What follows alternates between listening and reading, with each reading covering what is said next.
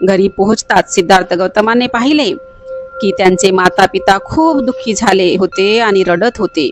सिद्धार्थ गौतम आपल्या आईवडिलांना समजवण्याचा प्रयत्न करू लागले आणि ते आईवडिलांना सांगू लागले की मी वचन दिले आहे आणि ते मी पुरे केलेच पाहिजे. वचनभंगाचे परिणाम आपणाला व शांततेच्या पक्षाला दोघांनाही भयानक ठरतील.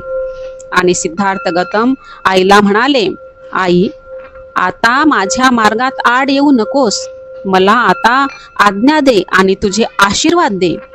त्यानंतर सिद्धार्थ गौतम यशोधरेच्या महालात गेले.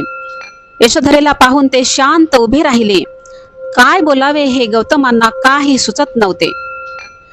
पतीच्या गृहत्यागाचे वार्तेने यशोधरेचे काय झाले असेल, तर ते असे झाले होते की सिद्धार्थ गौतम जेव्हा यशोधरेच्या महालात आले आणि शांतच उभे राहिले, तेव्हा यशोधरेने शांतता भंग केली आणि सिद्धार्थ गौतमांना म्हणाली की संघाच्या सभेत काय घडले ते मला आधीच समजलेले आहे.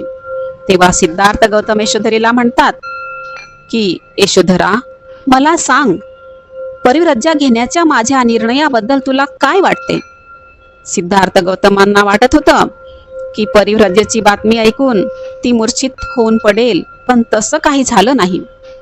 आपल्या भावनांवर पूर्णपणे नियंत्रण ठेवून यशोधरा सिद्धार्थ गौतमांना म्हणाली, मी आपल्या जागी असती तर मी दुसरे काय करू शकली असती?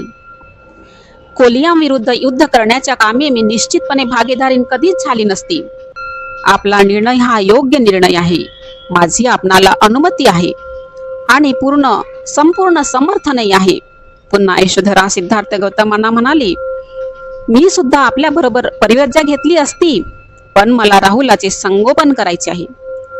ज्या अर्थी आपल्या प्रियजनांना तुम्ही सोडून जात आहात, आपण परिव्राजक होत आहात, तर आपण असा एक नवीन जीवन मार्ग शोधून काढा की तो सकल मानव जातीला कल्याणकारी ठरेल. हीच माझी एक इच्छा आहे.